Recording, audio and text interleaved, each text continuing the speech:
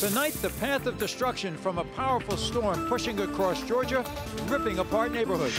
It sounded like somebody had literally set a bomb off in the bedroom, and it was the tree landing. Now we are hearing stories from brave families forced to ride out the storms. A local church vandalized with hateful and satanic messages just days before the grand opening. Why the pastor thinks they were targeted. Live from Atlanta, 11Alive at 6 starts now. What a contrast to the storm overnight. A calm morning revealing a trail of devastation. Tonight, the striking images show what was left behind when the tornadoes touched down, ripping apart homes in this subdivision in Fairburn overnight. There were rows of homes with roofs torn off. Debris and trees were scattered all through the front yards.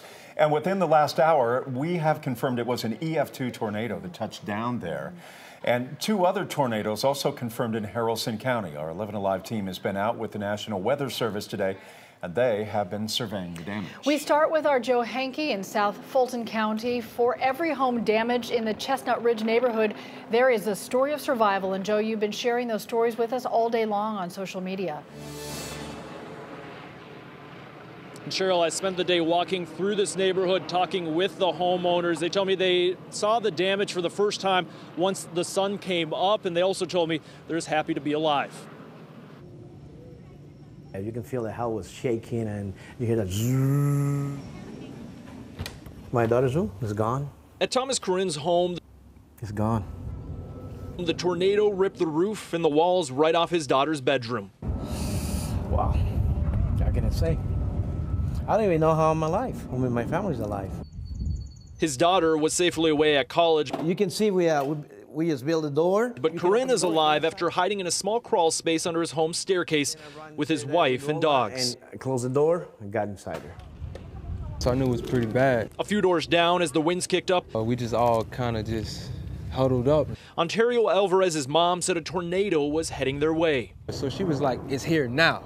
So I knew it was serious. I could see the fear in her face. Alvarez, his mom, and several others huddled together in a bathroom under a mattress as debris started piercing their home. This is the kitchen, or what used to be the kitchen. As you can see, it tore the whole side of it off, even part of the attic. Busted all the windows. Where we were hiding at, it was cracking the walls down from the ceiling to the floor. The damage stretches for several blocks after the tornado hit dozens of homes along Jumpers Trail in the Chestnut Ridge neighborhood. Georgia's insurance commissioner calls it one of the worst stretches of tornado damage he has ever seen. This is my 8th year as insurance commissioner, and I've viewed a lot of tornado damage, and I've never seen this much concentration in one area. And even though the storm wiped away walls, shattered windows, and tore apart ceilings, not a single person was injured. The only good news in a neighborhood with many days of cleanup ahead. Yeah, it's good. It's a blessing. Yeah, because we thought we was dead for sure. And tonight the power is still out here in the Chestnut Ridge neighborhood. Campbellton Fairburn Road runs alongside the neighborhood. There's a lot of tall trees there. The winds last night took down those trees, which then took down power lines. Power crews have been out there all day trying to clear all the debris so they can get those power lines back up in the air. But right now, they're still out there working. We'll send it back to you. Wow, powerful stuff, Joe. Thank you. The worst of it is over, but we have a wind advisory in effect. Tonight, meteorologist Samantha Moore is tracking the latest, and we'll have more with her in just a little bit. All new at 6, a church has been also impacted. We will check in with that church very shortly and see the damage. But Bill Liss is live now in Buchanan tonight. After speaking with the National Weather Service meteorologist, he has the very latest on what they have seen and the judgment that they have rendered. Bill? Well, Jeff, we spent the day in Haralson County with the National Weather Service surveying the damage, which was quite extensive. You can see right behind me a house which was pretty much destroyed, and right next to it a tree that was ripped up and is in the house next door. It was damage like this that we spent the day looking at, and the Weather Service has just confirmed to us 2 tornado strikes here in Haralson County. The first was an EF1 at winds 95 miles an hour. The second one was an EF0 of winds from 85 to 90 miles an hour. Now, the Weather Service takes radar images and compares them to the actual damage to determine straight wind and tornado damage. They call it a complex puzzle, this one harder than most because the storm fragmented after coming in from Alabama into Georgia, and it combined both straight wind and tornado activity.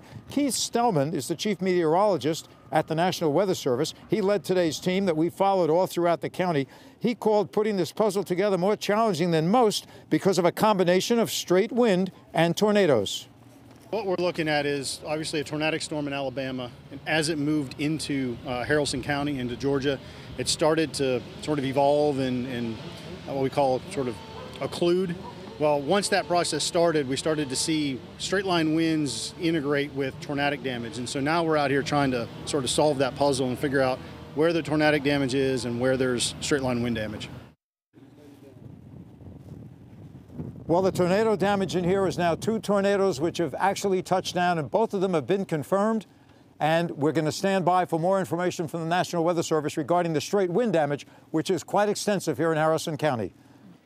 From Buchanan, Bill Liss, 11Alive News. Boy, dramatic images behind Bill there.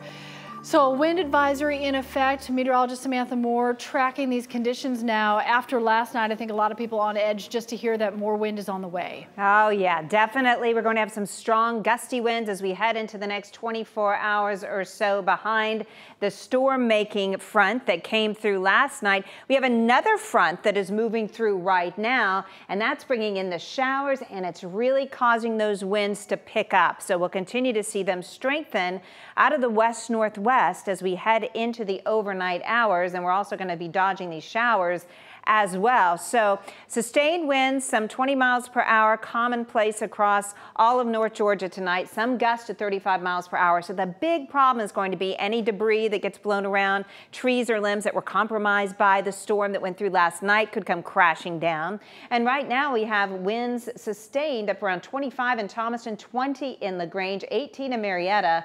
Heading into the overnight, those winds are going to stay strong in throughout tomorrow. That wind advisory in place till 8 o'clock tomorrow evening. These are the sustained winds. The gusts are going to be up around 35 miles per hour. And guess what? Cold air moving in overnight. It's going to feel like we are in the mid-20s. The wind chill factors. You head out the door early tomorrow morning. So coming up, we're going to talk about just how cold these temperatures are going to get and who might see a little bit of snowfall overnight as well. Snow in spring. Oh, my goodness. All right.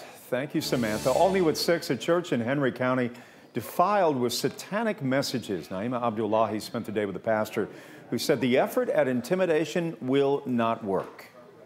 Just days before the grand opening of the Seed Planters Church in McDonough, the pastor says this is a setback, and he wonders who would ever write those hateful messages inside the church. Inside this small church in Henry County, they continued up the hallway. Pastor Dante Long walks us through the damage. They left a most disturbing image into the sanctuary. Just unfortunate that individuals would do this. Just yesterday, Long says he opened up the church and found someone broke through a back door that was kicked in and drew all these satanic symbols and obscene language all over the walls, flipped the chairs, and put toilet paper around the sanctuary. This has just been a very traumatic experience for us. He reported it to Henry County Police, and they gave us a copy of the report. Long believes the break-in is a sign of intimidation since the church is just days away from its grand opening. Currently, our church has not opened. We've not had our first worship service.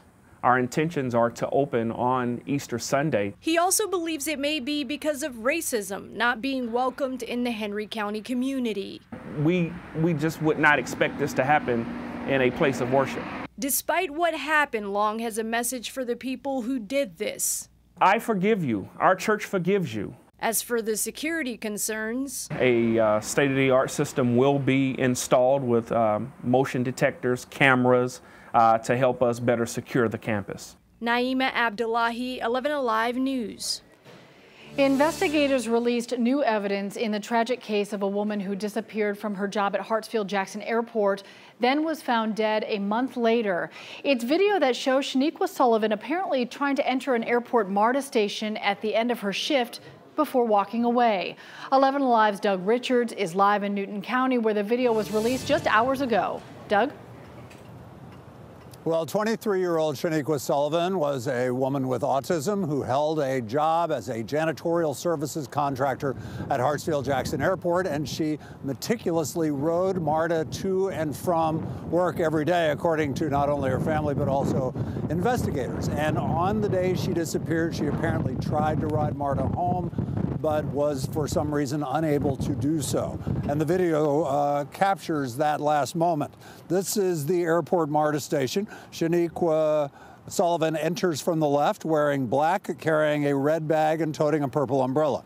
Investigators say she couldn't get her Breeze card to work that day, and the video shows her near the gates where she spent about 2 straight minutes by those gates, unable to get past them. She then left the area, spoke to a coworker, and then she disappeared into the airport. Investigators are trying to figure out how she left the airport that day.